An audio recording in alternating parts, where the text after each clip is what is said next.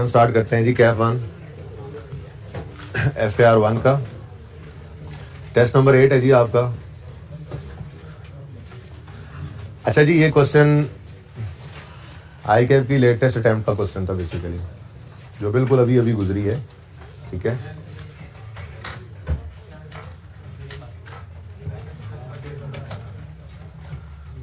तो ज़रा टेस्ट हो जाता है ना इस तरह से कि बच्चा कैसा जा रहा है। आई कैफ ने जो टेस्ट किया, अगर 70% भी, हाल इसमें चीज़ें थी ऐसी जो डिस्कस नहीं की हुई थी, मैंने माना 2-4, मतलब ऐसे होता है ना कि अब करंट मेच्योरिटी और लॉन्ग टर्म लोन अलग अलग है। भाई आपको पता ही है कि लोन को ही तोड़कर लिखा जाता था, लॉन्ग टर्म लोन को ही, तो लेजर में आते हुए जस्ट उनको ऐड कर देना था।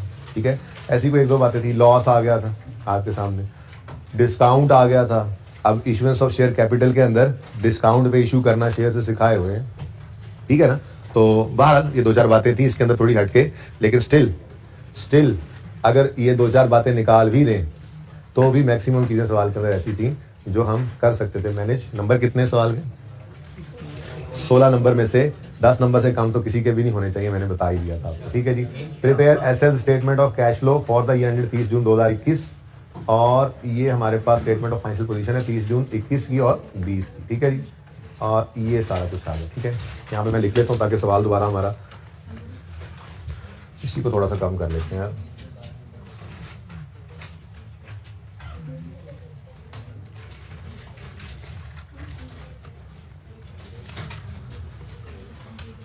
ये 2021 और 2020।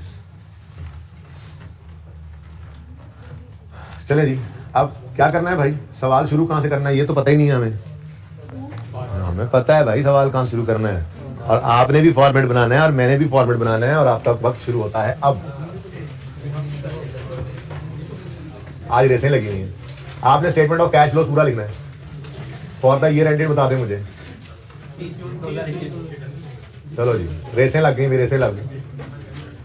कोई एब्रीविएशन आप नहीं यूज करना भाई, आपको थोड़ा सा डिसएडवांटेज है, लेकिन आपका एडवांटेज क्या है, आप सफे पे लिख रहे हैं, मैं बोर्ड पे लिख रहा हूँ। ठीक है, अच्छा जी, मैंने लिखा पीबीटी ही, क्योंकि मेरी आदत है, मैंने फॉर्मेट बनाते हो तो पीबीटी लिखना है। लॉस आ गया बाद में तो स्लैश डाल के लॉस लिख देंगे, कोई मसला नहीं। अच्छा, एडजस्टमेंट फॉर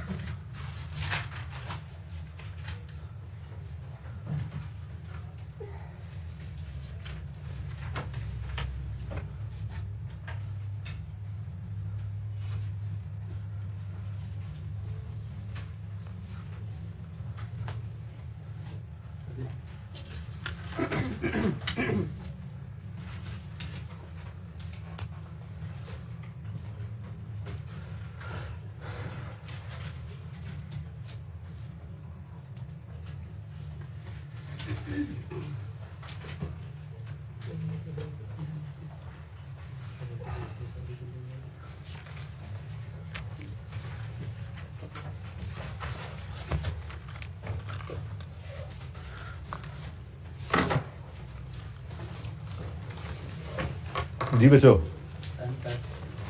कितने बच्चे बना चुके इतना फॉर्मेट? सारे? अच्छा, सबसे स्लो मैं ही। अच्छा जी, आगे अब बैलेंस शीट से शुरू करते हैं और अपनी नॉर्मल कार्रवाई करते हैं रूटीन की। लेकिन एक बार सवाल तो 2 बार पढ़ने से पहले शुरू ही ना करना होता, तो एक बार एडजस्टमेंट्स को गो थ्रू कर लेते हैं ताकि थोड़ा सा आइडिया हो जाए, ठीक है, कि किसी एडजस्टमेंट ने इधर किसी आइटम को हिट तो नहीं करना, खास तौर पे वर्किंग कैपिटल वाले आइटम को, क्योंकि उसको हम यहीं से डायरेक्ट ले जाते हैं, ठीक है ना। तो पॉइंट 1 में कह रहे हैं जी एसएल डिक्लेयर्ड फाइनल डिविडेंड। अब आपको पता है डिविडेंड अगर है तो फिर इसने रिटेन्ड अर्निंग्स को हिट करना होता है।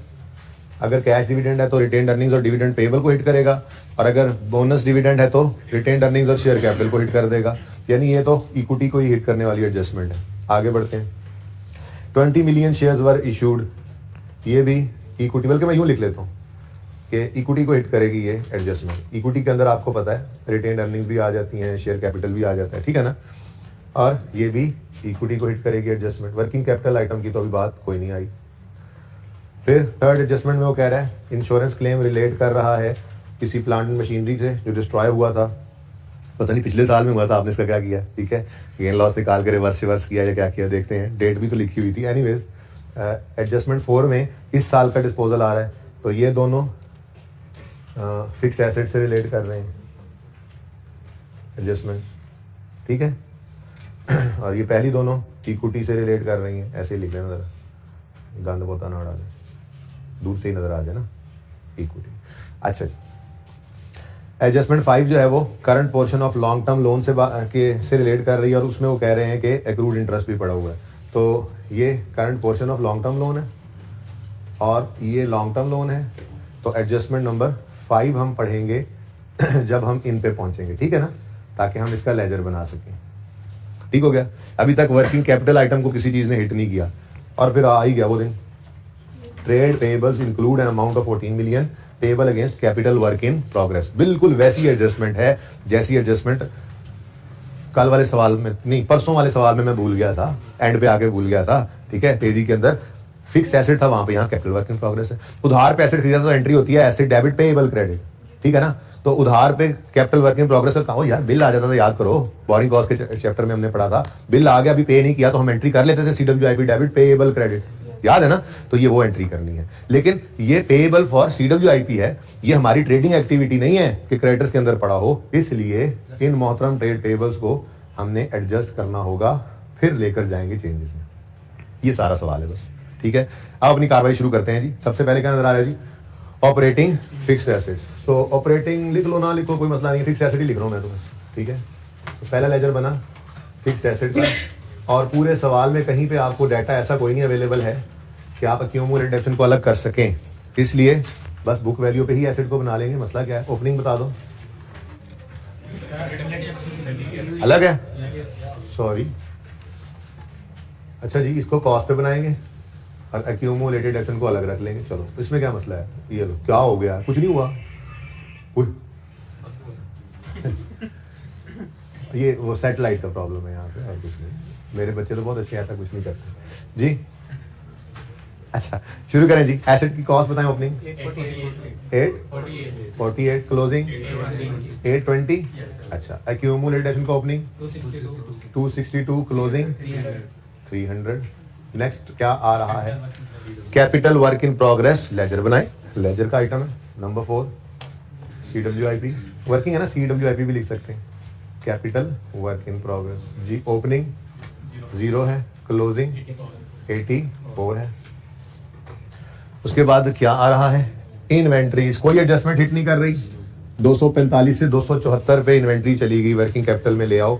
इन्वेंट्री बढ़ रही है, कम हो रही है, इन्वेंट्री का बढ़ना एसेट है ना, डेबिट, तो दूसरा इंपैक्ट कैश को कर दो क्रेडिट। हाँ भाई, 29 नेगेटिव नंबर मिल रहे हैं। सवाल आता है नहीं आता, नंबर मिल रहे हैं, तो इससे अच्छा कोई टॉपिक होगा। सारा सवाल ही नहीं आता, नंबर फिर भी मिल रहे हो, लेकिन ये सारा सवाल नहीं है, ऐसी बात नहीं है। इसमें मुझे उम्मीद है कि 70% सवाल तो सब बच्चों ने, जिन्होंने फाइट, कितने बच्चों ने आधा घंटा सही नीयत के साथ इसके ऊपर लगाए सवाल पे, सही नीयत के साथ, ये सब बच्चे पासिंग मार्क्स ले लेंगे इंशाल्लाह इस सवाल से।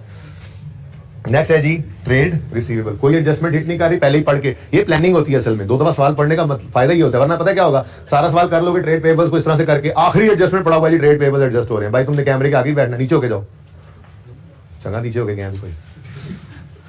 सारा सवाल कर लेते हैं, सवाल सही से जो पढ़े बगैर शुरू कर देते हैं वो क्या करते हैं, वो ट्रेड पेबल्स को चेंजेस में ले लेते हैं, सारा सवाल कर देते हैं, एंड पता लगता है ओहो इसमें तो ये पढ़ा हुआ है, फिर वो सारा सवाल गलत हो गया, फिर वो जगह जगह पे उसको सही करो। उससे बेहतर है 2 दफा पढ़ो, प्लान करो। ये प्लान हो गया, अब हम कॉन्फिडेंट है, एंट्री को उठाया कोई एडजस्टमेंट नहीं है, पढ़ के आ रहे हैं, लेटर को उठाया कोई एडजस्टमेंट नहीं है, ट्रेड पेबल्स जब पहुंचेंगे उसको डायरेक्ट लेके नहीं जाएंगे, उसके लिए वर्किंग ओपन कर लेंगे। ठीक है, और ठीक है 204 से डेटर्स 177 पे आ गए, कम हो रहे हैं। नाम क्या लिखो, ट्रेड रिसीवेबल्स, ट्रेड रिसीवेबल्स ही लिखेंगे, बस ध्यान रखा कर, ट्रेड रिसीवेबल्स कम हो रहे हैं, एसिड कम हो तो क्रेडिट। दूसरा इम्पैक्ट कैश को डेबिट कितने से 27। नेक्स्ट क्या है, इंश्योरेंस क्लेम। इंश्योरेंस क्लेम कब मिलता है, जब कोई एबनॉर्मल लॉस हो या नॉर्मल लॉस हो। भाई एक बात आपको बचपन में इंट्रो में, आप तो इंट्रो पढ़े हुए बच्चे हैं, सिखाई जाती है और फिर बात की भी थी दोबारा कि इंश्योरेंस कंपनी कभी भी नॉर्मल लॉसेस का कवर नहीं देती। आप एक केमिकल बनाने वाली कंपनी है और आपने इंश्योरेंस कंपनी को जाकर कहा देखें जी हम जब भी केमिकल बनाते हैं ना तो पेंट बनाते हैं, पेंट बनाने वाली कंपनी है, तो उसमें जो केमिकल डालते हैं ना वो हमारे प्रोडक्शन प्रोसेस में ना कुछ एवेपोरेट हो जाता है, उड़ जाता है, तो आप हमें उस लॉस का कवर देंगे। भाई चलो नजर, ये आप लोगों के प्रोडक्शन प्रोसेस का नॉर्मल लॉस है, ये कॉस्ट ऑफ सेल का हिस्सा बनेगा, बात समझ रहे हो। अब नॉर्मेलिटीज का कवर देती है इंश्योरेंस कंपनी, आग लग गई, जलजिला आ गया, सैलाब आ गया, चोरी हो गया, इस किस्म के मामला जब होते हैं तो आपकी इन्वेंट्री जल जाए, आपका एसेट्स खराब हो जाए या आपका कैश चोरी हो जाए, अब नॉर्मेलिटीज को कवर देती है इंश्योरेंस कंपनी। अब ये एबनॉर्मल लॉस का ही इंश्योरेंस क्लेम होगा ना, ये हमारी ऑपरेटिंग एक्टिविटी नहीं है, ये हमारे ऑपरेशंस का पार्ट नहीं होता। हाँ हमारे ऑपरेशन का पार्ट है जी, हम बस क्या करते हैं जी, बस जी एसेट्स जलवाते हैं, कभी इन्वेंट्री जलवाते हैं, इंश्योरेंस क्लेम लेते हैं, यही हमारा काम है, ये थोड़ी काम होता है। इसका मतलब इसका लेजर बना लो, इसका मतलब क्या जी, बना लो लेजर बना लो, कोई बात नहीं जी। Number 5 insurance claim receivable, insurance claim receivable. ठीक है, ओपनिंग कितना है 30, क्लोजिंग कितना है, अच्छा यानी कि इस साल रिसीव हो गया होगा। एनीवेज साल के शुरू में रिसीवेबल था, रिसीव हो गया, कितने बच्चों ने इसका लेजर ही बनाया था। अच्छा बाकी उन्होंने जबानी भी किया होगा, तो मेरे ख्याल में कैश इनफ्लो पकड़ लिया होगा, कैश इनफ्लो है, साल के शुरू में रिसीवेबल था, साल के एंड पे नहीं है, मतलब इस साल इंश्योरेंस वाले से पैसे आ गए होंगे, पिछले साल के एंड पे उन्होंने कहा होगा हाँ दे देंगे, इस साल में दे दिए होंगे। ठीक है चलिए बाहर आगे बढ़े। हाँ जी, एडवांस टू सप्लायर, ये भी ऑपरेशंस का पार्ट नहीं है, ये होता है ऑपरेशंस का पार्ट। हम नॉर्मली बिजनेसेस ऐसे करते हैं, वो कहते हैं हाँ भाई जिस किसी को चीजें चाहिए वो ऑर्डर बुक करा दें, थोड़ा एडवांस पे कर दें, नॉर्मली इस तरह से चल रहा होता है। एडवांस टू सप्लायर का मतलब ही क्या है, हमारा जो ट्रेडिंग एक्टिविटी के अंदर नॉर्मल सप्लायर है, हमने उसको एडवांस दे दिया, भाईजान माल आए तो हमें पहले पकड़ा देना पैसे, या चीजें आने से पहले है, पहले हमने पैसे दे दिए ताकि हम उसकी टर्म्स हो सकती हैं, हो सकता है हमारा रॉ मटेरियल स्केर्स हो जो हम बना रहे हैं, कुछ भी हो सकता है, एडवांस देना नॉर्मल ट्रेडिंग एक्टिविटी का पार्ट है। अब एडवांस आपने दिया है तो आपका ये एसेट है, फ्यूचर में आपको इसके अगेंस्ट गुड्स आएंगी, सप्लायर को एडवांस दिया तो उससे फ्यूचर में गुड्स आएंगी जो बेचते हैं, तो दिस इज ट्रेडिंग एक्टिविटी। इसको लेकर जाएंगे वर्किंग कैपिटल में, 60 से 78 पे जा रहा है, तो एडवांस जी बढ़ रहा है कम हो रहा है, एसेट है ना, एसेट है ना, बढ़ रहा है कम हो रहा है, बढ़ रहा है तो डेबिट, दूसरा इम्पैक्ट कैश को क्रेडिट कर दो 18 से। अब फिगर्स देखना, मुश्किल एडजस्टमेंट से पहले पहले कैश फ्लो के अंदर कितनी फिगर्स पहुंची हुई होंगी आपकी, मतलब फिगर्स चेक करना। ठीक है next, cash and bank balances, cash and bank balances changes में लेंगे वर्किंग वन में 112 और 193 कैश एंड बैंक। अब देखो ना, और कुछ भी ना आया तो ये यहां पे लिखोगे, फिर यहां पे तो इसके भी नंबर होंगे, तो नंबर ही नंबर बिखरे होते हैं भाई सवालों के अंदर, तो करते जाओ बस सवाल। ठीक है, जो भी हिम्मत हारेगा ना बस वो नुकसान वाला बच्चा है। हाँ जी, शेयर कैपिटल का लेजर ओपन करेंगे, नंबर 6 शेयर कैपिटल,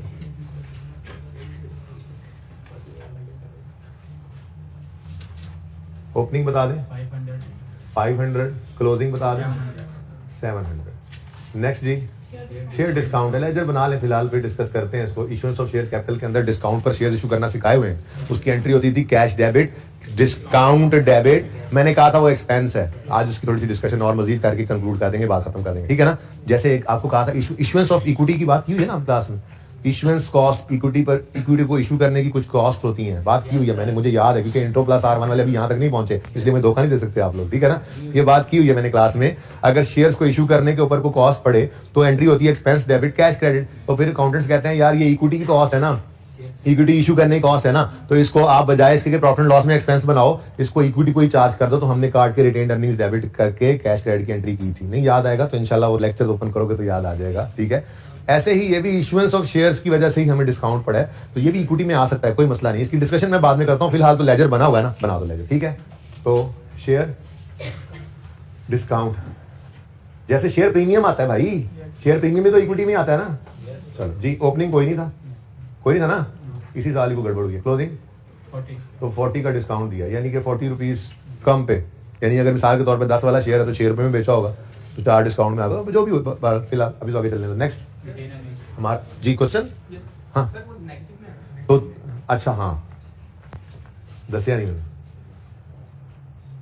नेगेटिव में, तो भाई नेगेटिव में सही। इधर देखो, कोई एडी बड़ी साइंस नहीं, इधर देखो, एसेट साइड पे नेगेटिव आया तो क्रेडिट था, अक्यूमुलेटेड ऑप्शन क्रेडिट साइड पे ओपन किया था, ठीक है ना।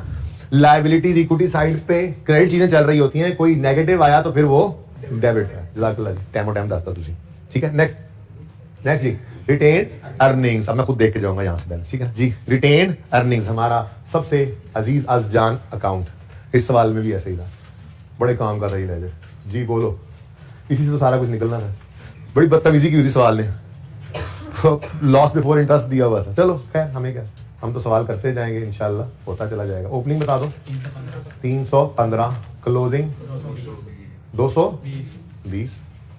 नेक्स्ट लॉन्ग टर्म लोन, उसका करंट पोर्शन है, तो एडजस्टमेंट 5 को पढ़ के फारिग कर ही देते हैं फिर, ठीक है। करंट पोर्शन वाली एडजस्टमेंट ये ना लिखी हो, ये जो लिखी हुई आपके सामने, ये समझो फिलहाल समझो एडजस्टमेंट 5 नहीं है सवाल के अंदर, और सिर्फ सवाल के अंदर क्या आ गया, लॉन्ग टर्म लोन और current portion of long term loan. तो इसका ट्रीटमेंट क्या है पहले ये देख लेते हैं। नंबर 9, लेजर आपने बनाया लॉन्ग टर्म लोन का। अब देखो जरा प्लीज, सबकी तवज्जो इधर चाहिए भाई। लॉन्ग टर्म लोन और उसका करंट पोर्शन, ये basically total long term loan ही होता है ना, याद है आपको। ये तो सिर्फ हमने उस टोटल लायबिलिटी को, लॉन्ग टर्म लायबिलिटी को तोड़ के शो किया था, करंट और नॉन करंट में थी तो वो एक ही लायबिलिटी। भाई मैं कह रहा हूं फिलहाल अज्यूम करो एडजस्टमेंट 5 नहीं है सवाल में, ठीक है ना। तो ये एक ही लोन है ना जिसको तोड़ के लिखा हुआ है। तो जब इसका लेजर बनाने लगोगे तो 210 जमा 40, 210 जमा 40 कर दोगे। मैंने माना अभी 40 नहीं होना, 2 मिनट रुक जाओ, लेकिन 210 जमा 40 ठीक हो गया। ऐसे ही 175 जमा 43 क्लोजिंग में लिख लो, 175 जमा कितना 43, ठीक हो गया। और सही है, ये समझ आ गया कॉन्सेप्ट। अगर बैलेंस शीट के फेस पे कैश फ्लो के सवाल में लोन, लॉन्ग टर्म लोन और उसका करंट पोर्शन अलग अलग हो, तो हमने जस्ट क्या करना है, उनको ऐड करके लेजर बनाना है। असल में तो वो एक ही लोन था ना, बैंक का वो एक ही लोन है, इसको तोड़ के हमने लिखा हुआ, ठीक है। तो कैश फ्लो के अंदर हमने इसको इकट्ठा कर लेना है। क्लियर, ये बात समझ आती है? यहां तक कोई मसला तो नहीं है। ये बहुत सिंपल काम है, ये बहुत सिंपल काम है। उसने इसमें थोड़ा सा ना मसाला डाल दिया, ये तो हर बच्चा ही कर लेता है, इतना तो सोच लेता कि हम हमेशा करंट नॉन करंट अलग करते हैं। अच्छा, अलग अलग लेजर भी बना दोगे ना, अल्टीमेटली आंसर वही निकलना है, दो जगह से कैश आ जाएगा अगर आना हुआ तो। लेकिन सही नहीं है, हमेशा करना क्या है वो मैंने आपको बता दिया कि लॉन्ग टर्म लोन और उसका करंट पोर्शन बैलेंस शीट के फेस पे अलग होता है। लेजर आपने जब कैश फ्लो बनाना है ना, तो इनको इकट्ठा कर देना है। कोई मसला किसी को इस बात से कंफ्यूजन है तो पूछ लें। करंट लायबिलिटी में लॉन्ग टर्म का पोर्शन ही पड़ा है, वो एक लोन ही, नो डाउट, लेकिन है तो उसी बैंक का लोन। दरअसल तो एक ही लेजर एक ही बना होता है लोन का, ये याद रखना जिंदगी में। जब आपका मिसाल के तौर पे एडजस्टमेंट 5 नहीं है, इसका टोटल बताओ, इसका टोटल 218, ये आपके लोन का क्लोजिंग बैलेंस 218 ही था। फिर इस 218 को उसने पकड़ा होगा और उसने देखा होगा इसमें से कितना अगले 12 महीने में पे हो रहा है, उसको करंट लायबिलिटी में शो किया होगा और बाकी को नॉन करंट में पड़ा रहने दिया होगा। ये यहीं से निकलता है क्लोजिंग और फिर इसको तोड़ा जाता है, ठीक है, करंट में और नॉन करंट में। इसलिए ये कभी कंफ्यूज नहीं करना कि वो लायबिलिटी करंट हो गई, प्रेजेंटेशन करंट है, उसी लॉन्ग टर्म लोन का हिस्सा है। लॉन्ग टर्म लोन एक ही है, ठीक है, लेकिन अभी ये नहीं लिख सकते भाई, क्योंकि अभी थोड़ी सी एडजस्टमेंट भी है इसमें। यहां तक को मसला तो पूछें। तो कभी भी कैश फ्लो के सवाल में लॉन्ग टर्म लोन और उसका करंट पोर्शन अलग आएगा तो क्या करोगे, टैक्स किसने नहीं दिया, ये वाला सच्ची बता दो, या अल्लाह सच बोलने वालों को पास कर दे, या अल्लाह सच बोलने वालों को। शर्म आ रही है तुम लोगों को, शर्म आ रही है तुम लोगों को, जिगर तुम लोगों ने क्यों पढ़ना छोड़ दिया है? क्या FR1 भी एग्जाम हो जाएगी तुम्हारे ख्याल में? काम पड़ गया था तुम्हें, साथ गए थे इसके, ओके भाई, ये याद रहेगा, इसी बार कर लो पास, ठीक है, अगली बार फिर दोबारा पढ़ना पड़ेगा, ठीक है। अच्छा भाई, लॉन्ग टर्म, बार बार बोल रहा हूँ, लॉन्ग टर्म लोन उसका current portion balance sheet face पे अलग पड़ा होगा, बस अब सोचना छोड़ो, आप बस याद कर लो ये बात, लेजर इकट्ठा करके बना लेना, ठीक है। कोई कंफ्यूजन है तो पूछ लो। एडजस्टमेंट पढ़ूंगा अब। अच्छा, अब वो ये कहता है एडजस्टमेंट 5 में current portion of long term loan, यानी इसकी बात कर रहा है 43 और 40 की। क्या कहता है जी, current portion of long term loan किधर गया, इंक्लूड इंटरेस्ट पेएबल, अस्तगफिरुल्लाह, इंटरेस्ट पेएबल अलग लायबिलिटी है इधर भाई साहब, ये अलग होगा, इसको अगर शामिल कर दिया ना लॉन्ग टर्म लोन तो ये गलत है, ये गलत है, ठीक है ना। इसका मतलब क्या हुआ, वो कह रहा है कि जी इस 40 के अंदर जो current portion of long term loan है वो सारे का सारा 40 नहीं है, बल्कि इसके अंदर कुछ इंटरेस्ट पेएबल भी शामिल है। क्या कह रहा है, कहता है जी इस 43 में भी ऐसा ही है, ठीक है, कुछ current of long term loan है और कुछ इंटरेस्ट पेएबल। चलो अब इंटरेस्ट पेएबल लिख लेते हैं सुकून से। ट्रेड पे current portion long term loan include accrued interest of ₹5 million. जब ऐसे बात कर रहा होता है ना, तो जो सवाल चल रहा है ना वो 2021 के साल का चल रहा है, तो यूं वाली बात हमेशा 2021 के साल की होती है, और अगर 20 की को बात करें तो ऐसे आगे ब्रैकेट में लिखा होता है 20 के लिए ये 1 मिलियन था। क्या मतलब, 2021 के साल में जो 43 नजर आ रहा है इसके अंदर इंटरेस्ट पेएबल कितना पड़ा है, 5। तो अगर 43 में इंटरेस्ट पेएबल 5 है तो फिर 38 जो है वो असल में करंट पोर्शन था लॉन्ग टर्म लोन का, ठीक है।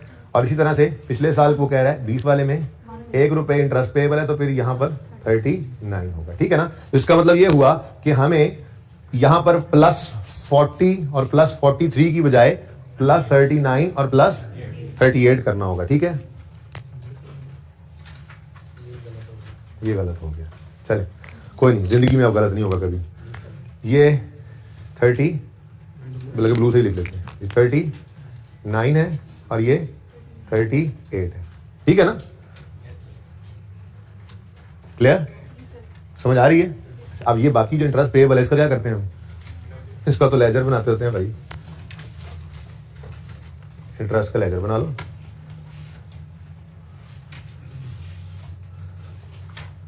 ये इंटरेस्ट एक्सपेंस का लेजर बना, तो ओपनिंग ₹1 है पेएबल, क्लोजिंग ₹5 पेएबल, अभी भी तो पता लगा। हाँ भाई समझ आई ये बात। तो मेरे ख्याल में अकाउंटिंग से ज्यादा अंग्रेजी की ही मार दी गई थी यहाँ पे। कितने बच्चों की ये एडजस्टमेंट बिल्कुल सही हो गई? 4-5। अच्छा कोई बात नहीं।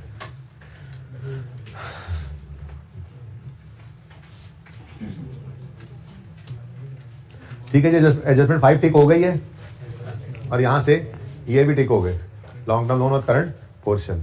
अब रह गया इससे आगे ट्रेड पेएबल्स, तो इसके लिए एडजस्टमेंट 6 हिट हो रही है, तो वर्किंग नंबर 11 इसके लिए ओपन कर लेते हैं हम। Trade payables, closing, opening as per question. कभी हमने बदला ही नहीं सवाल को भाई, आप भी ना बदलते तो काफी ज्यादा नंबर थे आपके पास, ठीक है जी, तरतीब ही वही रखते हैं। हाँ भाई, सवाल में क्या गिवन है, 130 और 180, 130 180। अब आगे वो कहता है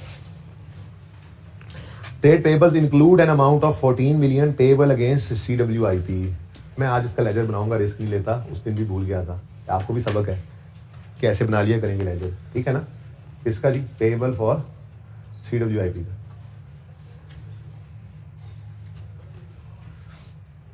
ये देखो भाई, एंट्री कराओ मुझे जरा, एंट्री कराओ। है कितना वैसे, है कितना, 14 रुपए जी, एंट्री करवाओ। CWIP debit, payable for CWIP credit. Opening में तो कुछ नहीं था, पेएबल इसी दफा ही आया, यहाँ पे हमने क्या लिख दिया जी CWIP, और यहाँ पे क्या लिख दिया पेएबल फॉर CWIP, ताकि ये कैश में ना शामिल हो जाए जैसे परसों हो गया था, ठीक है ना। और भाई ये क्लोजिंग अब 14 ही है, ठीक है ना। ये मैंने वैसे ही बनाया, ये उसने नहीं बनाया हुआ था, हमें फेस पे नजर नहीं आ रहा था, देखो ये मैंने खुद निकाला है बैलेंस, ये मैंने खुद बना दिया, वैसे ही जरूरत नहीं थी, ठीक है। लेकिन जरा आसानी होगी क्या, ओपनिंग पेएबल कोई नहीं था, क्लोजिंग में 14 पेएबल है, ये जिसने डायरेक्ट कर दिया वो भी ठीक है, ऐसे करके, ठीक है। तो 130 आ गया और यहाँ पे 166 आ गया, ठीक है जी। हमने लेस क्या कर दिया, पेएबल फॉर CWIP को, ठीक है, और सही है। अब 130 से 166 पर ट्रेड पेएबल्स बढ़ रहे हैं, बढ़ रहे हैं, कम हो रहे हैं, बढ़ रहे हैं। ट्रेड पेएबल्स एक लायबिलिटी है, ट्रेड पेबल्स। वर्किंग कौन सी वाली में एडजस्टमेंट जरा बता रहा हूँ मुझे, वर्किंग 11। अच्छा अभी देखो बढ़ रहे हैं कम हो रहे हैं, बढ़ना है तो लाइबिलिटी का बढ़ना, क्रेडिट, दूसरा इम्पैक्ट कैश टू डेबिट 36 से पॉजिटिव। कितने बच्चों की ये एडजस्टमेंट सही होगी? इतने ज्यादा की कमाल। इसके नंबर 2 होने चाहिए, अगर बाकियों के एक नंबर आ रहा हो ना, इसके नंबर 2, क्योंकि एडजस्टमेंट हो गया ये, ठीक है ना। एनीवेज फिर क्या रहेगा जी, एक्रूड एक्सपेंस सिंपल, 43 से 48 पे चले गए, वर्किंग कैपिटल में ले आओ। एक्रूड एक्सपेंस यानी एक्सपेंसेस पेएबल, लायबिलिटी है, ठीक है ना। एक्रूड एक्सपेंस पेएबल एक्सपेंस, हाँ जी, बढ़ रहे हैं कम हो रहे हैं, बढ़ रहे हैं कम हो रहे हैं, बढ़ रहे हैं। एक्सपेंस पेएबल है, पेएबल का बढ़ना, पेएबल का बढ़ना बेटा ये एक्रूड एक्सपेंस है, पेएबल का बढ़ना, क्रेडिट, दूसरा इम्पैक्ट कैश टू डेबिट 5 से positive. Balance sheet is over, check कर लो, काफी फिगर्स पहुंच चुकी हैं यहाँ पे, ठीक है। और इवन अभी इनकम स्टेटमेंट से 2-4 चीजें उठाकर यहाँ पे लिख दो, ठीक है। यहाँ पर जैसे ही लिखोगे 2-4 चीजें तो काफी सारी फिगर्स और भी निकल सकती हैं। सवाल तो अभी पूरा किया ही नहीं मैंने, ठीक है। एडजस्टमेंट 5 टिक हो गई है और 6 भी टिक हो गई है। अब इनकम स्टेटमेंट की तरफ आते हैं, और इनकम स्टेटमेंट में फरकारी क्या लगा दी उसने, लॉस बिफोर इंटरेस्ट दे दिया। भाई हमें लॉस बिफोर इंटरेस्ट नहीं चाहिए होता है, लॉस बिफोर टैक्स चाहिए होता है, ठीक है ना। मैं पहले प्रॉफिट के हिसाब से आपको समझाता हूँ। जैसे हमने आज तक इनकम स्टेटमेंट बनाई है, सेल्स होती हैं less cost of sales, GP आ जाता है, ठीक है जी।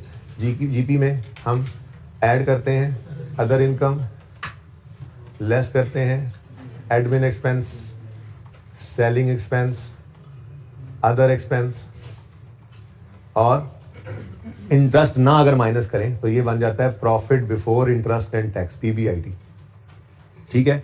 फिर इसमें से लेस कर दे इंटरेस्ट एक्सपेंस तो ये बन जाता है प्रॉफिट बिफोर टैक्स। फिर इसमें से लेस करें टैक्स एक्सपेंस तो ये बन जाता है प्रॉफिट आफ्टर टैक्स। कुछ बात समझ आई? अब उसने हमें कहाँ लाकर खड़ा कर दिया, अदर इनकम ऐड की होगी उसने, एक्सपेंसेस लेस किए, बल्कि उसने सारा कुछ किया तो है, sales less cost of sale GP, operating expenses less किए, अदर इनकम में सिर्फ gain on disposal of equipment आ रहा है, ठीक है ना। तो ये सारी कहानी उसने कर दी, पर हमें खड़ा किया हुआ है उसने यहाँ पर, ठीक है। अब मिसाल के तौर पे मुझे चाहिए फिगर ये वाली, ठीक है, और यहाँ पर profit before interest and tax सवाल के अंदर वो दे देता है मुझे लेट्स से 150 रुपये, और सवाल से मुझे पता लग जाता है कि इंटरेस्ट एक्सपेंस 12 रुपये है, तो मैं क्या करूंगा भाई, माइनस करके कितना आ जाएगा 138, ये फिगर यूज कर लूंगा, तो ठीक है ना। अब ये तो था सवाल के अंदर, ऐसा नहीं था, ठीक है। लेट्स से टैक्स जो है उसके अंदर टैक्स जो है वो 38 रुपीज टैक्स काट गया हमारा, और 100 रुपये हमारा प्रॉफिट आफ्टर टैक्स आ गया, ठीक है ना।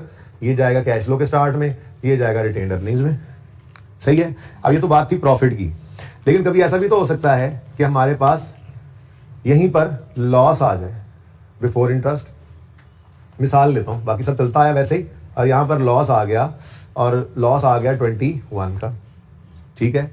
और मुझे चाहिए फिगर जिसमें से इंटरेस्ट भी माइनस हो चुका हो, तो मैं ये चमक तो नहीं पड़ रही यहाँ पे आमिर भाई, नजर आ रहा होगा, वरना बोल तो रहा हूँ बाहर, 21 का लॉस पड़ा है हमारे पास, लॉस, ठीक है। और मुझे ये लॉस नहीं चाहिए, मुझे इसमें से मजीद एक्सपेंस माइनस करके ये वाला चाहिए, बस टैक्स ना हो।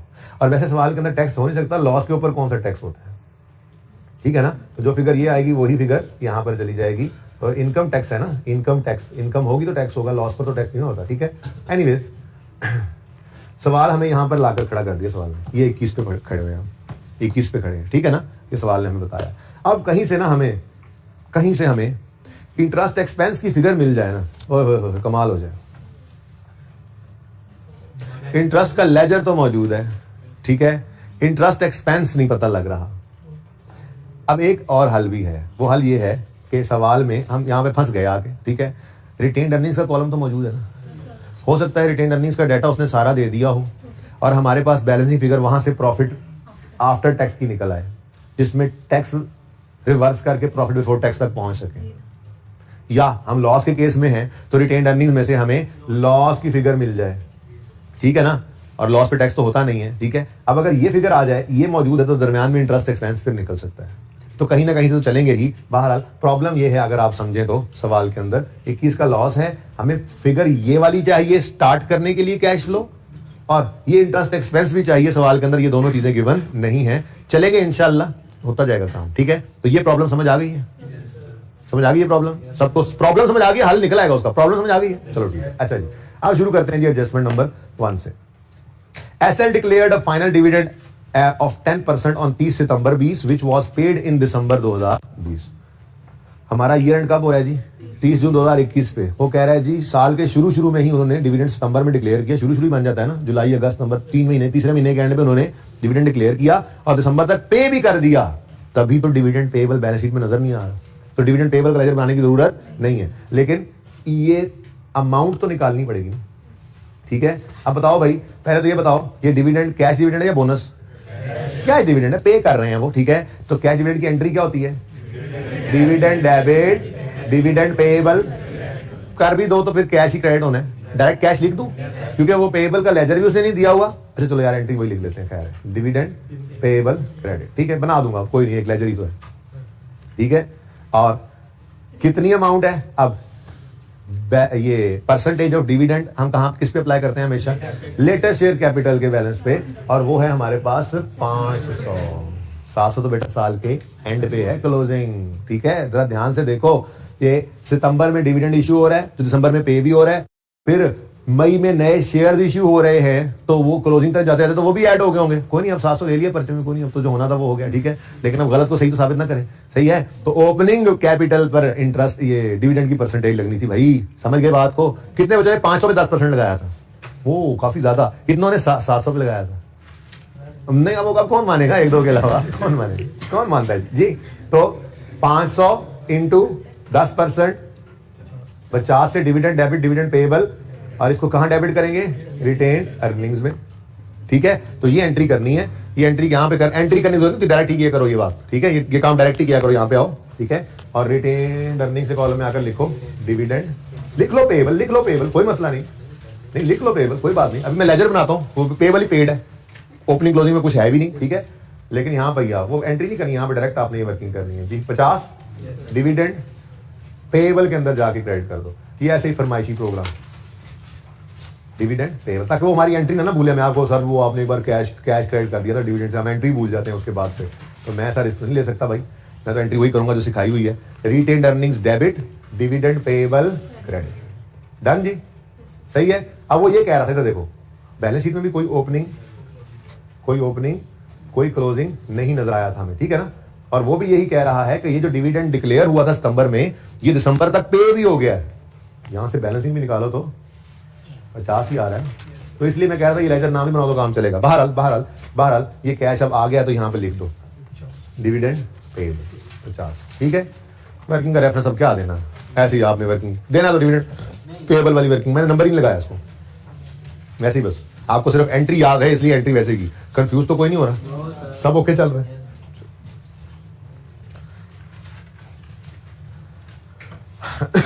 अच्छा जी, नेक्स्ट है जी एडजस्टमेंट नंबर 1 होगी जी क्लियर। एडजस्टमेंट 2 में वो कहता है 20 million shares were issued in May 2021, ठीक है। और ये पता लग गया हमें कि शेयर्स को डिस्काउंट पे इशू किया गया, ये पता लग गया हमें, ठीक है।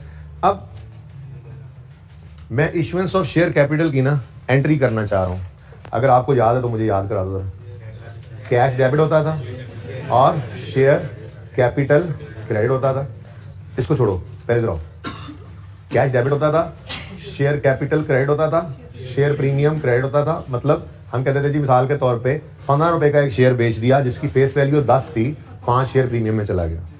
तो ऐसे सवाल के, ऐसी बैलेंस शीट के अंदर आपको इक्विटी में नजर आता था शेयर कैपिटल कितना 10 रुपए और शेयर प्रीमियम 5 रुपए, ठीक है। अच्छा अब हम शेयर्स को डिस्काउंट पे इशू करते हैं, तो कैश आया लेट से 8 रुपए, पर आपको याद है मैंने कहा था शेयर कैपिटल में तो हमेशा 10 नहीं जाना है, तो 2 रुपए क्या है जी डिस्काउंट एक्सपेंस। अब डिस्काउंट एक्सपेंस है, ठीक है, डिस्काउंट एक्सपेंस। अब बैलेंस शीट जब बनने लगी तो बैलेंस शीट के अंदर इक्विटी में शेयर कैपिटल के अंदर तो 10 ही नजर आया लाइक दिस, ठीक है। लेकिन इस डिस्काउंट को प्रॉफिट एंड लॉस में एक्सपेंस आउट करने की बजाय अकाउंटेंट्स कहते हैं इक्विटी में ही शो करो ताकि पता लगे this is a weak company. जैसे इसका पता लग रहा है, इसको इनकम रिकॉर्ड नहीं किया था, इस इनकम तो नहीं कहा था ना इसको, हालांकि भाई 10 वाली चीज है, 15 रुपए मिले, 5 वादी मिले ना, पर इनकम नहीं कहा था। इससे बैलेंस शीट के अंदर स्ट्रेंथ शो की थी कंपनी की, तो इसको भी इक्विटी के अंदर ही लेकर आओ। बस क्या कर सकते हैं, हम इक्विटी के अंदर शो करना है तो 2 रुपए को नेगेटिव साइन से शो करना पड़ेगा, शेयर डिस्काउंट, शेयर प्रीमियम की वजह। ठीक है, तो ये एंट्री नजर में आ रही है। ठीक है, अगर शेयर्स को प्रीमियम पे इशू करें तो ये एंट्री होती थी, सिखाई हुई है, सिखाई हुई है बोलो। और अगर शेयर्स को डिस्काउंट पे इशू करें तो ये एंट्री होती है। तो छोटी सी बात ये कि इक्विटी के अंदर उसको प्रेजेंट कर दो, तो नजर भी आ रहा है उसने प्रेजेंट किया हुआ, तो कोई ऐसी बात नहीं है। अब मैं ये एंट्री पास करने चाह रहा हूं। ठीक है, कितने शेयर्स इशू किए हैं इसने बता दो, 20 मिलियन। अब ये मुझे पता लग गया कि 20 मिलियन शेयर्स जो हैं वो इशू हुए हैं, और शेयर कैपिटल के अंदर 10 रुपए से ऊपर एक भी नहीं आएगा। इस पे मुत्तफिक हो मेरे साथ? 20 मिलियन शेयर्स हैं, ठीक है, इंटू ₹10, इससे ऊपर कहानी नहीं हो सकती। क्यों?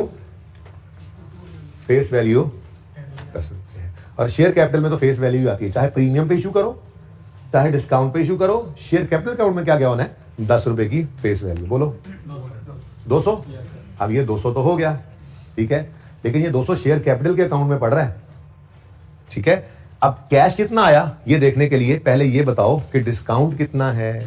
40 का तो डिस्काउंट है यार, चलो यहां कर दो, यहां 40 रुपए का शेयर डिस्काउंट नाम दे दिया हमने इसको, शेयर डिस्काउंट। ठीक है जी, अब ये शेयर डिस्काउंट अगर 40 है तो फिर कैश कितना आया होगा। बस ये एक छोटी सी इसके अंदर ना फनकारी थी, यानी कि मैं कह सकता हूं कि ये एक अच्छी एडजस्टमेंट थी जो परेशान करने वाली थी, वरना तो अभी तक जो कुछ हमने पढ़ा परेशान किसी चीज ने भी नहीं किया। ठीक है, और ना अभी आगे किसी चीज ने करना है परेशान। अंग्रेजी में मारना खा गए हो कि पिछले साल के अंदर हुआ डिस्पोजल अकाउंट बना के गेन लॉस रिवर्स करते फिरते हो, अगर ऐसा कुछ किया हो तो वो अलग बात है, वो तो फिर आपने चबल मारी है। ठीक है ना, वरना ये अगली दोनों एडजस्टमेंट बिल्कुल ऐसे होने वाली। तो वाहिद एडजस्टमेंट ये थी। तो हर सवाल के अंदर बरकत के लिए ऐसी एडजस्टमेंट होती है, लेकिन इससे क्या निकलना है भाई। देखो सवाल पूरा हो गया था, यहां से सिर्फ इन्वेस्टिंग फाइनेंसिंग एक्टिविटी वाला कैश निकलना है। किसी ने 200 लिख लिया होना, किसी ने 160 लिखा होना, कोई नहीं, एक आधे नंबर का ही फर्क है, बाकी सारा सवाल तो वही पड़ा है।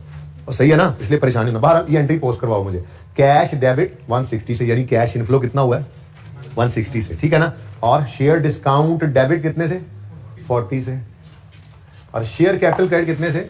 अब इधर देखो, यहां पे 200 लिखने की बजाय ना इस तरह लिखो तो ज्यादा बेहतर है, कैश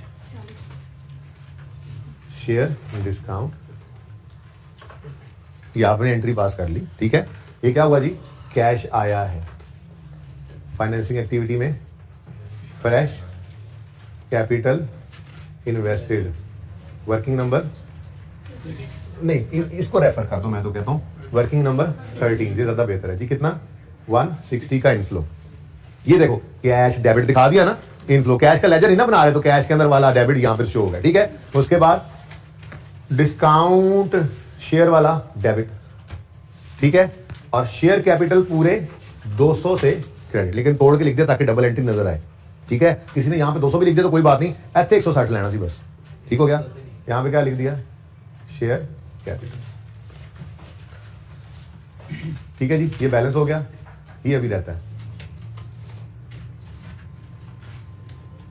क्लियर। इसको जरा हजम करें आमिर भाई, ये ना यहां से करके लगाएं,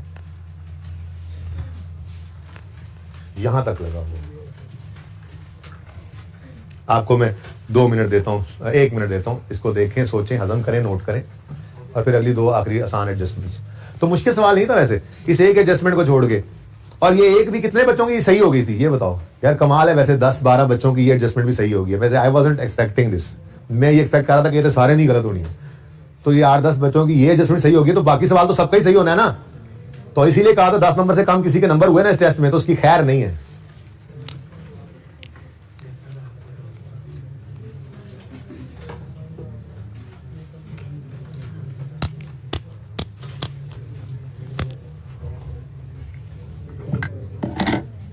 करो करो, गपशप कर लो, आप आसपास पूछ लो एक दूसरे से, समझ आइए, तुम्हें नहीं आई समझ, कोई डिस्कशन करनी कर लो। अभी 30 सेकंड है, मैं पानी पी लूं। असल में पूरे सवाल में काम की एडजस्टमेंट ही कोई नहीं थी, मैं कहा चलो आ गई, 2 मिनट दे दिए बच्चे समझने ले।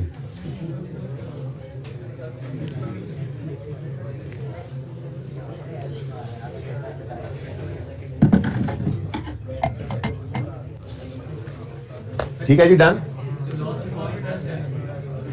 अभी उधर गया हूं मैं, अभी इसकी बात करो। आगे नहीं चलना, मैंने इस एडजस्टमेंट को सोचने का तो ₹2 हैं। ओके भाई,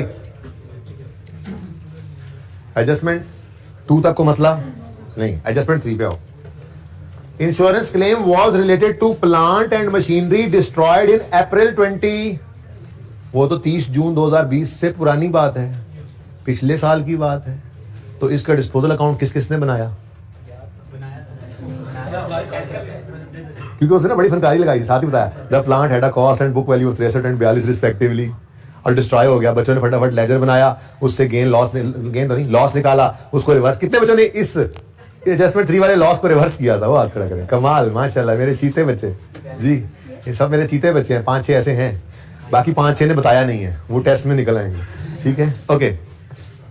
ये भाई पिछले साल में डिस्पोज हो गया था, उस वक्त एंट्री हुई होगी ना, इंश्योरेंस क्लेम रिसीवेबल डेबिट और प्रॉफिट एंड लॉस डेबिट और प्लांट क्रेडिट। अब वो जो इंश्योरेंस क्लेम रिसीवेबल डेबिट हुआ था ना पिछले साल में वो पैसे आए नहीं थे, इसीलिए पिछले साल की बैलेंस शीट के अंदर ये रिसीवेबल नजर आ रहा था। हमारी बात यहां पर सिर्फ इतनी सी थी करने वाली कि इस साल में ये 31 रिसीव हो गया है, पिछले साल में इसलिए तो रिसीवेबल रिकॉर्ड करके कैश इनफ्लो में नहीं लिया होगा उन्होंने, तो अब वो उसको कैश इनफ्लो में लेंगे। तो आप सिर्फ इसको बैलेंस भी करते ना, जस्ट बैलेंस भी करते तो ये कैश इनफ्लो आपको नजर आता, कैश डेबिट रिसीवेबल क्रेडिट। तो इन्वेस्टिंग एक्टिविटी में लिख दो यहां पर cash received from for insurance claim. ठीक है ना, ये डायरेक्ट भी कर सकते थे, वर्किंग की तो जरूरत ही नहीं थी। बहरहाल चलो अब वर्किंग बना लिया, तो वर्किंग नंबर सिर्फ आपको समझाने के लिए बनाई थी, वरना डायरेक्ट ही कर लेते आप। 31 इनफ्लो है। ठीक है, कितने बच्चों ने 31 का इनफ्लो लिया था? अब ये क्यों कम हो गए? वर्किंग कैपिटल लिया था। ओह नो, लो जी, एडजस्टमेंट 3 इज ओवर। बस एडजस्टमेंट 3 का और कुछ नहीं करना था, सिर्फ एडजस्टमेंट 3 में ना ये डेट पढ़नी थी। ध्यान की बात ये, बाकी तो एडजस्टमेंट 3 को पढ़ने की जरूरत ही नहीं थी। एक रिसीवेबल था, रिसीव हो गया। ठीक है, हाँ, बच्चों ने वर्किंग कैपिटल आइटम ने लिखा, वो मैंने स्टार्ट में बता दिया कि मुनासिब नहीं था, हमारा ये ऑपरेशंस का पार्ट नहीं होता कि चीज़ों साड़ी जाओ तो इंश्योरेंस क्लेम ले जाओ। ठीक है ना, इसलिए इसको अलग ही रखा। ओके, सदमे में आ गए हो? अच्छा जी, तो सर इतना आसान सवाल था। अच्छा, कुछ तो इस सदमे से निकल पा रहे, इतना आसान सवाल था, पर्चे में क्यों मुश्किल लगा? पर्चे देने की आदत हो तो ना, टेस्ट सारे दो सीरियसली तो ना, होमवर्क के अंदर बैठ के टाइमर लगा के सवाल करो तो ना। घर पे तो आप लोग करते हो 15 नंबर का सवाल पौने घंटे में, अब टेस्ट में वो 15 नंबर का सवाल जब आधे घंटे में करना पड़ता है तो फिर पहले 15-20 मिनट तो समझ नहीं आती करना क्या है। तो भाई ऐसे नहीं काम चलेगा, अभी भी वक्त है। अच्छा जी, आज ही सुधर जाओ, हो जाओगे पास इंशाल्लाह। लो भाई, एडजस्टमेंट 4 इतनी जबरदस्त आसान एडजस्टमेंट है जी।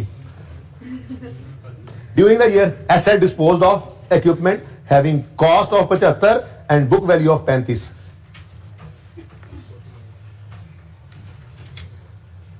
कैश नहीं दिया, कोई गल नहीं, कोई गल नहीं, जब लेजर बनाओ।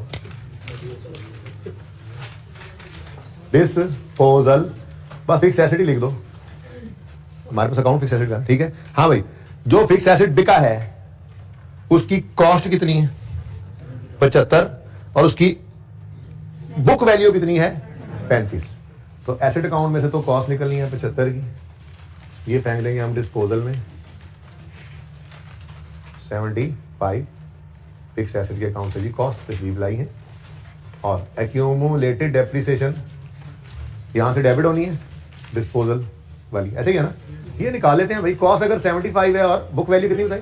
35 है, तो 40 की एक्यूमुलेटेड डिडक्शन। अब ये सवाल था, तो मतलब कहने का मतलब ये है बस इसके अलावा और कोई काम की बात नहीं थी इस सवाल के अंदर। हाँ, बस प्रॉफिट की बजाय लॉस दे दिया था, ठीक है, और बिफोर इंटरेस्ट दे दिया था। तो ये छोटी मोटी बातें हैं, थोड़ा सा ध्यान बंदा अगर लगाए वैसे ही ये बात कर लेता है। चले बाहर, क्या हो सकता है? इधर से हम उधर 40 और इधर भी 40। ठीक है, तो ये सवाल खत्म हो गया। हाँ, अब इधर देख लो, ये सेल, ये कॉस्ट ऑफ सेल को तो हम लेते नहीं है, ना ही ऑपरेटिंग एक्सपेंसेस को लेते हैं। हाँ, ये 17 पकड़ लो, ये gain on disposal of equipment है, इसी की बात हो रही है। ये जो इक्विपमेंट बिका है, इस पे क्या आया है? गेन। डिस्पोजल अकाउंट में गेन किस तरफ आता है? सोच भी लिया करो, डिस्पोजल अकाउंट अगर क्रेडिट हो रहा हो तो प्रॉफिट एंड लॉस डेबिट होता है, तो लॉस होता है, और डिस्पोजल अकाउंट डेबिट हो रहा हो, प्रॉफिट एंड लॉस क्रेडिट हो रहा हो, तो ये क्या होता है? गेन। तो गेन कितना है? 17। तो कैश की फिगर बैलेंसिंग कितनी आ गई जी? 52। ये कैश इनफ्लो और ये गेन रिवर्सल। कितने बच्चों ने ये सही निकाल लिया था? ये तो सबने निकाल लिया ना सही, ठीक है, इसके नंबर मिल जाएंगे आपको। हाँ जी, प्रॉफिट की फिगर तक आते आते गेन क्या हो चुका है? ऐड हो चुका है बेटा, लेस कर देंगे gain on disposal of equipment. Working का रेफरेंस देना सवाल में गिवन था, कितना? 17 माइनस। ठीक हो गया? ठीक है, तुम्हें क्यों सदमा हुआ है? कितनी फिगर इसमें सही है? 1 2 3 4 5 6 7 8 में से तुम्हारी कितनी फिगर सही है? उसको छोड़ कर बताओ कितनी फिगर सही है? वर्किंग ठीक। अच्छा जी, ये 17 का गेन रिवर्स हो गया। अब यहां पे क्या लोगे?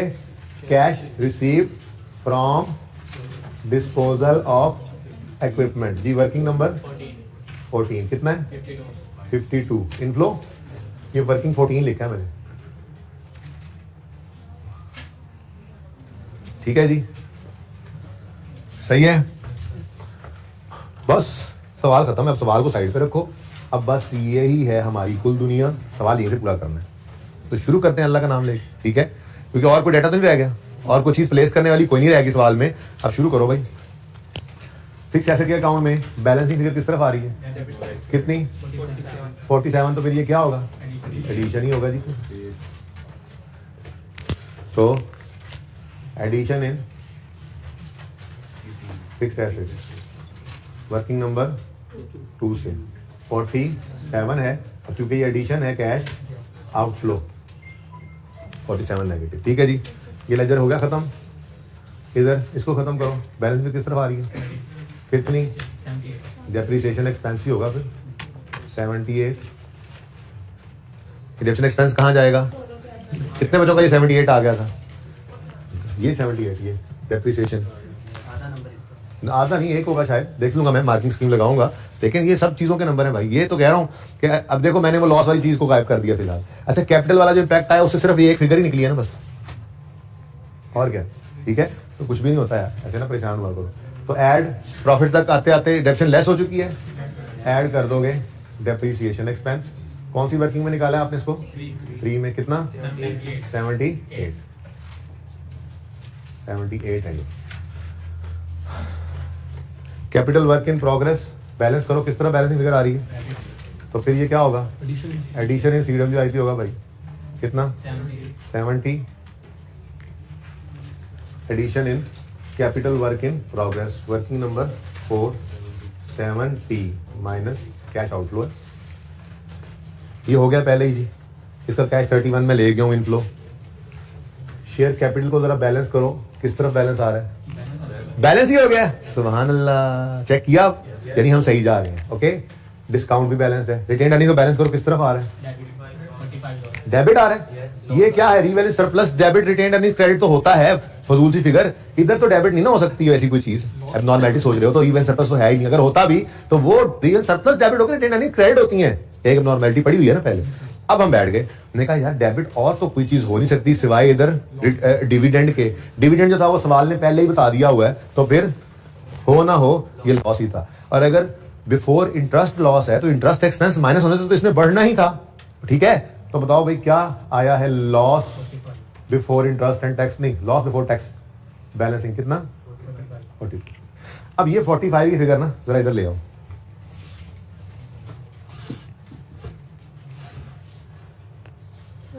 एक मिनट, क्या ठहर जाना। लॉस आफ्टर टैक्स भी 45 है, टैक्स तो होता ही नहीं है ना। तो फिर मैंने वैसे जरा फॉर्मेट ना छेड़ा पूरा, तो ये 45 ही है। अब मुझे बताओ, अगर इंटरेस्ट से पहले लॉस 21 था, इंटरेस्ट के बाद 45 हो गया है, तो इसका मतलब इंटरेस्ट एक्सपेंस बैलेंसिंग कितना है? 24।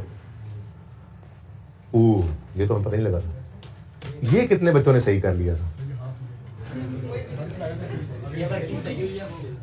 अच्छा कोई बात नहीं, इधर कुछ और गड़बड़ करके थे। बहरहाल इसको मैं यहीं पे देखो, ये ऊपर सारा कुछ नहीं करना था, ठीक है ना। आपने ये वर्किंग नंबर कौन सा बन रहा है वहां पे? 14 हो गया, इसको 15 कह दो।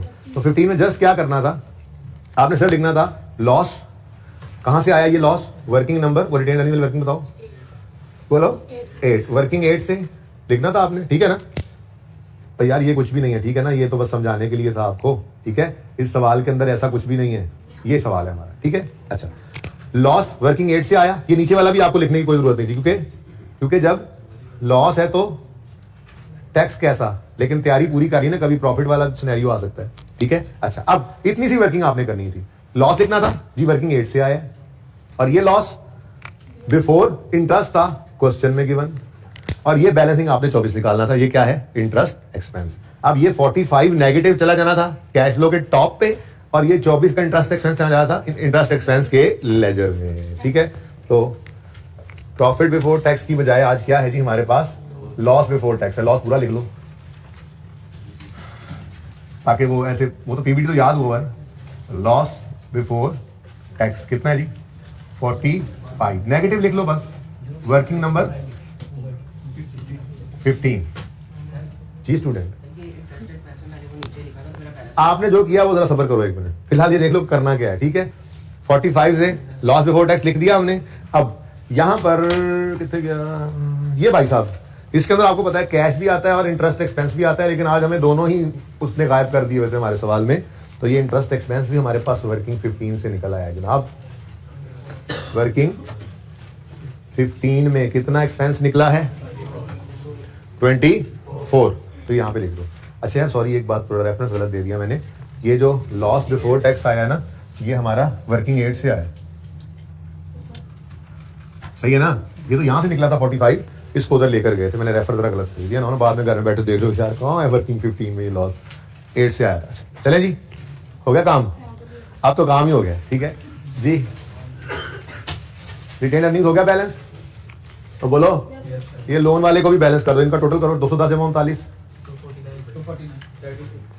175 जमा 38, 213, बैलेंसिंग फिगर इस तरफ आ रही है। लो जी लोन रीपे किया कितना, 36, ये 36 क्या है, लोन रीपे।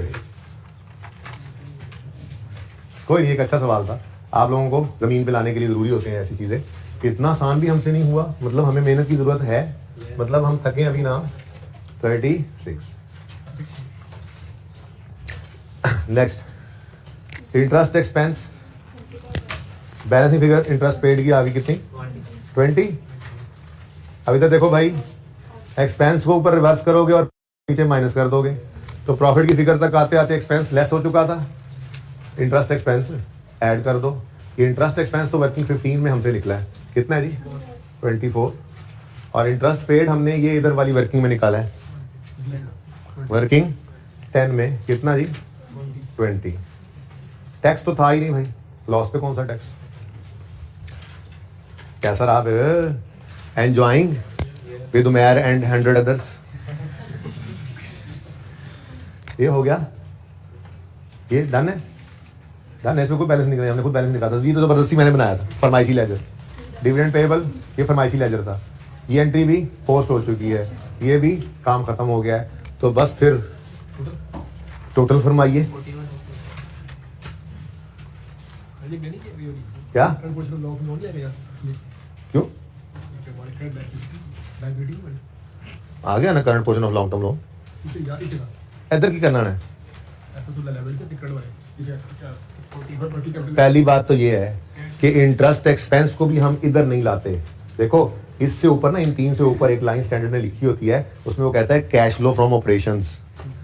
ऑपरेशंस का पार्ट सिर्फ यहां तक है, और चूंकि इंटरेस्ट भी हमारे ऑपरेशंस का पार्ट नहीं है, लोन लेना इंटरेस्ट देना, तो हम इसीलिए इसको like gain loss on disposal हम यहाँ पे इसको रिवर्स करते हैं और पेमेंट की फिगर यहाँ पर लेते हैं। ये तो वैसे ही हमारा ऑपरेशन नहीं है, तो इंटरेस्ट ही हमारा ऑपरेशन नहीं है, लोन तो वैसे ही छोड़ दो, फाइनेंसिंग एक्टिविटी है भाई, क्या कर रहे हो।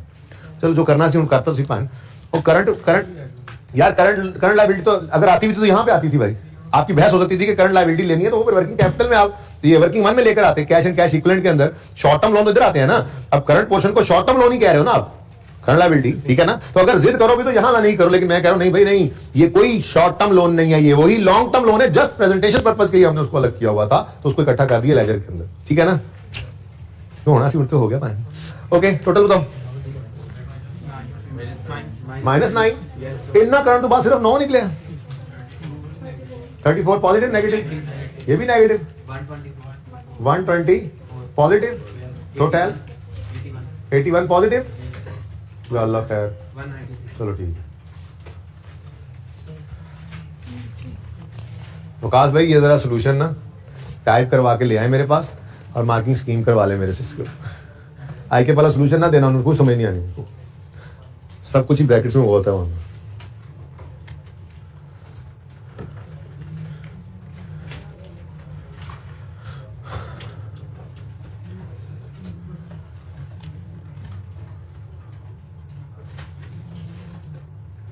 कैसा लगा सवाल? अच्छा, किस किस को लगता है कि 10 नंबर तो आ ही जाएंगे? यार देखो, एक मिनट बात सुनो मेरी। मैंने पूछा किस किस को लगता है कम से कम 10 नंबर तो आ ही जाएंगे? इसमें 10 से ऊपर वाले भी शामिल हैं, हाथ खड़ा करें। सिर्फ 5 7 10 को लग रहा है। कितने बच्चों को लगता है चलो पास हो जाएंगे, 8 तो आ ही जाएंगे? इसमें 10 वाले भी शामिल हैं। या 20 बच्चों को लग रहा है हम पास होंगे, 10 12 15 को। चलो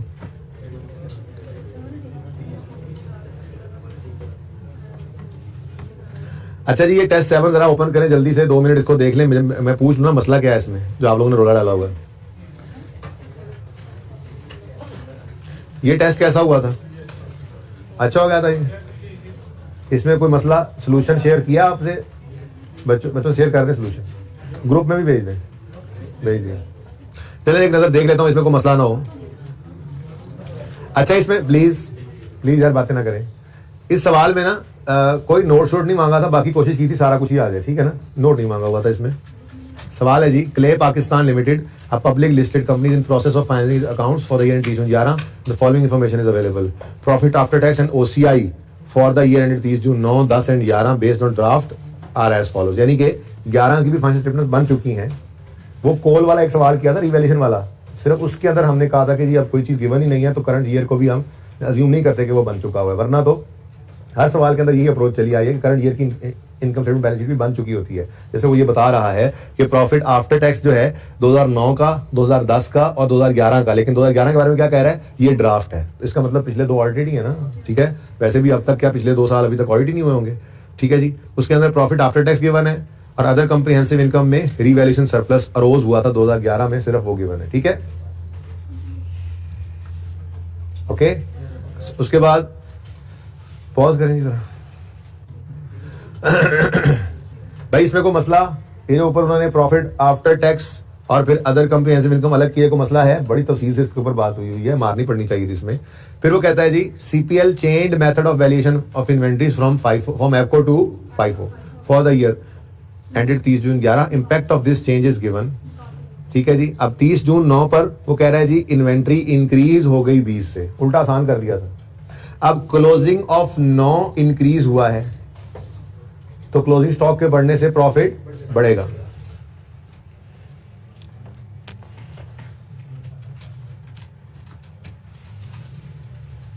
साल कौन कौन से थे? 11, 10 और 9, पंजाबी वाली 9। अच्छा जी, नजर ही कुछ नहीं आ रहा, मिटाना ना। अच्छा, उठ के मिटाना देना। अच्छा जी 2009 का, बस ये सिर्फ सवाल के ऊपर, 2009 का स्टॉक क्लोजिंग होगा ना, ठीक है? बस ये 2009 का स्टॉक बढ़ा है या कम हुआ है? बढ़ा है। क्लोजिंग स्टॉक बढ़ गया क्योंकि वो क्या कह रहा है? For the year the impact of this change is given for the year ended 30 June 9, तो क्लोजिंग स्टॉक की बात ही कर रहा है ना। तो क्लोजिंग स्टॉक 20 से बढ़ गया, क्लोजिंग स्टॉक ऑफ 2009 बढ़ गया, कितने से बढ़ा? 20 से, तो प्रॉफिट भी बढ़ जाएगा 20 से। ये इंपैक्ट आ गया, ठीक है? आगे गए, 2010 का क्लोजिंग स्टॉक क्या हो गया जी? तो क्लोजिंग स्टॉक ऑफ 2010, चलो एक लाइन छोड़कर लिख लेता हूं, जरूरत तो कोई नहीं है Bharat. Closing stock of 2010 decrease हो गया, कितने से? तो प्रॉफिट भी डिक्रीज हो जाएगा। 30 जून 2011 के अंदर क्लोजिंग स्टॉक 20 से बढ़ गया तो प्रॉफिट भी 20 से बढ़ जाएगा। ये आसान था। उसके बाद मैंने कहा था 1 साल का क्लोजिंग अगले साल का ओपनिंग बनता है, तो बिना किसी सोच समझ के आपने इस 20 को अगले साल लिखना है नेगेटिव, इस 30 को अगले साल लिखना है पॉजिटिव और इसका अगला साल है। और यहां पे आप लिख सकते हो, लिखना चाहो तो। वैसे तो मैंने कहा था कि ये भी मत लिखा करो, क्या मतलब? ज्यादा बेहतर क्या है, इसी को ऐसे कर दो और कंफ्यूजन से भी बच जाओगे। कोई अगर जिद करे नहीं मैंने ओपनिंग स्टॉक लिखना है तो वो फिर कैसे लिख सकता है? मैंने बता दिया, एक लाइन छोड़ सकते थे, ठीक है? बहारहाल मैंने तो यूं सिखाया हुआ 30, इसको आगे पूछना था। तो ये इम्पैक्ट था इसका, simple. Next, above changes have not been incorporated in financial statement, बड़ी मेहरबानी जी कर लेंगे हम। उसके बाद कैश डिविडेंड और बोनसेस डिक्लेयर्ड या paid during the 3 years are as follows. हमने कितने साल की चेंज इन इक्विटी बनानी है? 2 साल की, ठीक है। अब 2 साल की चेंज इन इक्विटी के अंदर 2 साल के ही डिविडेंड आ सकते हैं, ठीक है। तो अगला काम क्या करना था, हमने अपने 2 साल लिख लेने थे। 10 के अंदर आता है फाइनल ऑफ 9 और इंटरिम ऑफ 10। फिर 11 का साल है तो फाइनल ऑफ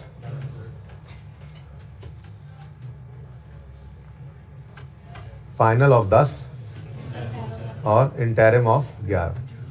1 2 3 4, ठीक है। अब शुरू हो जाते हैं यहां पे।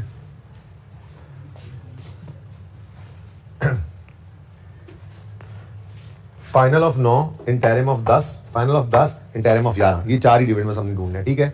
कैश बोनस को बाद में देखेंगे। Interim of 9, interim of 11 number 4 है, आएगा बिल्कुल। पर हम 2 साल की चेंज इक्विटी बना रहे थे ना, तो दूसरे साल के अंदर इसने आना है, पहले पोर्शन में नहीं आना। नंबरिंग से ये फायदा भी हो जाता है, ठीक है। अच्छा जी, final of 9, final of 10, yes number 3 है, ठीक है। फाइनल ऑफ 11, ठीक है। बोनस पे अलग से सोच लो अब। इंटरिम, फाइनल ऑफ 10 नंबर 2, तो ये नंबर 2 हो गया। कोई और 2 भी था? ये नंबर नहीं, अभी तक तो वो 3 का नहीं, अभी तक तो ये 2 ही है ना, ठीक है। Interim of 10। Next, final of 10, final of 10, ये आ गया नंबर 3। तो फिर इसको ए कर लो, इसको बी कर लो, ठीक है। एक ही दिन होगा ना, एक ही दिन, कुछ बोनस और कुछ कैश। तो मैंने आपको वैसे ही कहा हुआ है, पहले आप क्या किया करो, कैश लिख लिया करो ताकि कंफ्यूजन ही ना हो, ठीक है। तो ये डिविडेंड्स जस्ट पोस्ट करने थे, मेरे ख्याल में कोई मसला तो नहीं है। कहता है जी final dividends are declared at the end of August, ठीक है ना। जुलाई हो गया, दूसरे महीने में हो जाते हैं डिक्लेयर। अच्छा, CPL follows a policy of transferring 30% of its profit after tax to general reserves, general reserve में भी फेंकते हैं, ठीक है, ओके। और share capital reserve at 30 June 9 and 10 were given below. हमें तो ये मैं मिटा दूं, आगे जा रहे हैं ना। हमें तो अगर जहन के अंदर हम लेकर आए अपना प्रैक्टिस क्वेश्चन 1, तो 2011 में खड़े हैं, तो 2009 की रिटेन्ड अर्निंग्स हमें चाहिए होती थी, बस ऐसे ही है ना। 30 जून 2009 है ना ये, और ये 30 जून 10 है, हम 11 में खड़े हैं। तो हम 30 जून 9 की रिटेन्ड अर्निंग्स को पकड़ते थे, जो यकम जुलाई 9 पर ओपनिंग बनती थी। हमारे 10 वाले साल की गलती होती थी तो कुछ पिछले सालों की इसमें सही करते थे और फिर उससे आगे चलते थे। हम तो इसको यूज ही नहीं करते थे, और 11 को तो उसने दिया ही नहीं इस तरफ, ठीक है ना। तो अनअप्रोप्रिएट प्रॉफिट का मतलब क्या होता है जी, रिटेन्ड अर्निंग्स। तो ये रिटेन्ड अर्निंग्स हमने यूज करनी थी सवाल के अंदर। उसके बाद जनरल रिजर्व्स हैं, रिवैल्यूएशन सरप्लस है, और share capital. Transfer from revaluation surplus to retained earnings amounted to 1769 million and ₹1483 million in 10 and 11। 9 के अंदर क्योंकि कॉलम ही नहीं बन रहा ना, ठीक है, तो 9 तक जो बैलेंस आया पड़ा है उसमें ट्रांसफर हो चुका होगा, ठीक है। अब 10 की ट्रांसफर और 11 की ट्रांसफर भी उसने बता दी, लेकिन 11 के अंदर एक अरोज भी ऊपर आप देखकर आए यहाँ कहीं, ठीक है, वो भी आपने प्रेजेंट करना था, ठीक है ना। तो बड़ा ही कॉम्प्रिहेंसिव क्वेश्चन था। राइट इशू वर मेड और क्या हुआ जी, 1 शेयर फॉर एवरी 4 शेयर्स। 15 जुलाई 10 को किया, 13 रुपए पर शेयर पे। कितने बच्चों ने टेस्ट अटेम्प्ट किया था वैसे भूल गए होंगे, मैं थोड़ा सा मुझे आप बोर लगे हैं, इसलिए आप लोग ना इस सवाल को आज दोबारा करेंगे, ठीक है। तो इस सवाल को दोबारा करेंगे और कोई मसाइल निकाल कर लाएंगे ना, क्योंकि अब मुझे लग रहा था कि सारा सवाल कराना पड़ा, मैं सारा सवाल दोबारा करा दूंगा, नो इशू। सोल्यूशन आसान है या मुश्किल है, आसान है या मुश्किल है, एक बार मेरी रिक्वेस्ट पे, क्योंकि अब IAS 8 की तरफ भी थोड़ा थोड़ा हमने मूव करना है। अभी बंद ना करो किताबें, मैं IAS 8 ओपन कर रहा हूँ, ठीक है। तो होमवर्क सुन लो। अच्छा वो सुनो, लियाकत इंडस्ट्री वाला सवाल सही हो गया था, उसमें मसला तो नहीं है अब, ठीक है। आप ये टेस्ट नंबर 9 वाला सवाल दोबारा करने की जरूरत भी नहीं है, मेरे ख्याल से कर लेना है एक बार, ठीक है। लेकिन मैंने अभी ये कहा कि टेस्ट 8 का क्वेश्चन जो है ना, कौन सा नाम क्या था इसका, क्ले, ठीक है जी। Test 7 question number 1 Clay Pakistan limited, ठीक है जी। एक तो ये लाजमी कर लेना है। दूसरा टैक्सला वाला सवाल हो गया था, उसमें कोई क्वेश्चन ही नहीं पूछ रहे आप लोग, है ही नहीं। यानी कि इस ये सतरंगी वाले सवाल, नाम बदला सिर्फ मैंने, ठीक है ना, सतरंगी वाले सवाल मोस्ट रिसेंट अटेम्प्ट से पिछली अटेम्प्ट जो टेस्ट हुई है वो टेक्सला वाली हुई है, और इन दोनों सवालों को आपने देख ही लिया। वो तो बहुत ही आसान था, इसमें उसने अपनी तरफ से कोशिश की थोड़ी सी फनकारी लगाने की, तो थोड़ा सा अगर नर्व्स को काबू रख के चलते तो कोई ऐसी मुश्किल बात नहीं थी जो आपको, मैंने कहा सिर्फ एक ही एडजस्टमेंट थी जो शायद आपको परेशान कर सकती थी, और वो डिस्काउंट वाली थी। उसके अलावा तो सब चीजें बस तेज प्रैक्टिस ना होने की वजह से मिस हुई हैं आपसे। तेज प्रैक्टिस नहीं करते, टाइमर लगा के काम नहीं करते, ठीक है। तो ये तो हो गया, एक आधा होमवर्क और ले लें। मैंने आपको कितने बच्चों ने बुक्स ले ली हुई हैं? अच्छा, ऑनलाइन वाले बच्चों को भी मैंने पोर्टल पे फिलहाल चैप्टर कैश फ्लो का ट्रांसफर अपलोड कर दिया, और आपको भी कहा था टीए के भेज दिया था इनको, ठीक है ना, जब तक के बाकी बच्चे भी नहीं ले लेते। लेकिन ये 2-4 दिन में कोशिश करके सब बच्चे अवेलेबल कर लीजिएगा इसको, ताकि नेक्स्ट टॉपिक से फिर ये मसला ना रहे, ठीक है। तो अगर पास पेपर को एक नजर देख लो, मैं नहीं करा रहा, ये सेट कल करेंगे, देख लेते हैं, ठीक है। तो पास पेपर 4 हमने किया था, जुनेद जंजुआ, टिक करते जाएं। अमीन इंडस्ट्रीज कर लिया है, ठीक है जी। अब रेहान ब्रदर्स जो है ना जी, ये लियाकत इंडस्ट्रीज वाले सवाल का बच्चा है, लेकिन अगेन इसके अंदर ना थोड़ा सा मसला क्या है, डाटा इनकम्प्लीट है, ठीक है। यानी कि आधे बजे, चलो इसको छोड़ो, आज इसको छोड़ो, ये फिर किसी को देता हूँ आपको। आप ना मुझे सवाल क्या कौन सा करके दोगे आज? आप देखें, हम ये 8 कर चुके हैं, एवी एंटरप्राइज कर लिया मैंने, ठीक है। 9 देख रहे हैं, गैलेक्सी ब्रदर्स। इस सवाल की खूबसूरती ये है कि इसमें ट्रायल से कैश फ्लो बनानी थी, और ये वाहिद सवाल है जिसमें ट्रायल से कैश फ्लो बनानी थी। तो हो सकता है इस बार दूसरी बार, जैसे काम पहली बार होता है, फिर दूसरी बार वो कुछ अरसे बाद होता है, तो 2014 के अंदर ट्रायल से उसने कैश फ्लो बनवाई थी, उसके बाद कभी नहीं बनवाई, तो हो सकता है ना आपसे भी बनवा ले। तो प्रैक्टिस तो होनी चाहिए सवाल की। तो ये क्वेश्चन नंबर 9 है, पास पेपर नंबर 9 गैलेक्सी। ये छोटा सा सवाल है, एक तो ये आपने कर लेना है। आगे पास पेपर में कोई सवाल नहीं दे रहा। XYZ कर लिया हमने, क्वालिटी एंटरप्राइज 11 कर लिया हमने, 12 लियाकत इंडस्ट्रीज कर लिया हमने, 13 नादर लिमिटेड कर लिया हमने, 14 ड्रम लिमिटेड कर लिया हमने, 15 अभी नहीं करना, वो मेथड दूसरा है, 16 आप कर सकते हैं लेकिन अभी रहने दें, और टेक्सला भी आप कर चुके हैं, ठीक है। तो मेरे ख्याल में काफी सेफ हैं आप अभी अल्हम्दुलिल्लाह, लेकिन अभी भी कैश फ्लो की जान छोड़ नहीं रहे हम। कल इंशाल्लाह मैं डायरेक्ट मेथड से कैश फ्लो सिखाऊंगा, और अभी 4-5 दिन ये टॉपिक चलेगा, इसके साथ IAS 8 भी चलेगा। तो अभी नेक्स्ट वीक में भी हम शायद नया टॉपिक शुरू ना कर पाए, शायद कर भी लें, ठीक है ना, लेकिन इनको पक्का कर लें। हालांकि हम काफी पक्के हो चुके हैं, ठीक है, लेकिन फिर थोड़ा सा और पक्का करेंगे, ठीक है। आप थोड़ा सा होमवर्क और ले लो, एक सवाल और। चुप। हाँ, तो कल स्पोर्ट्स से पहले जरा प्रैक्टिस ऐसे सवाल लिखो कैसे। अच्छा चलो, बात सुनो।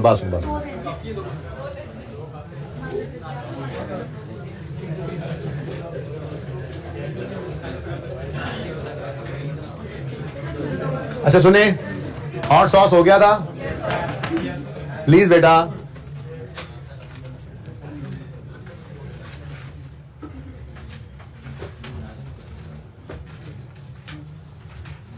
हाँ जी, मर्दान वाला सवाल दूं या सिंध वाला सवाल दूं या तरबेला वाला सवाल दूं?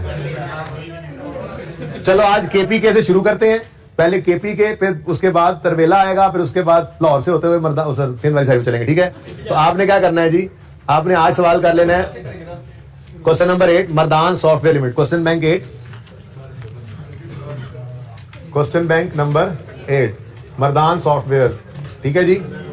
अल्लाह हाफिज।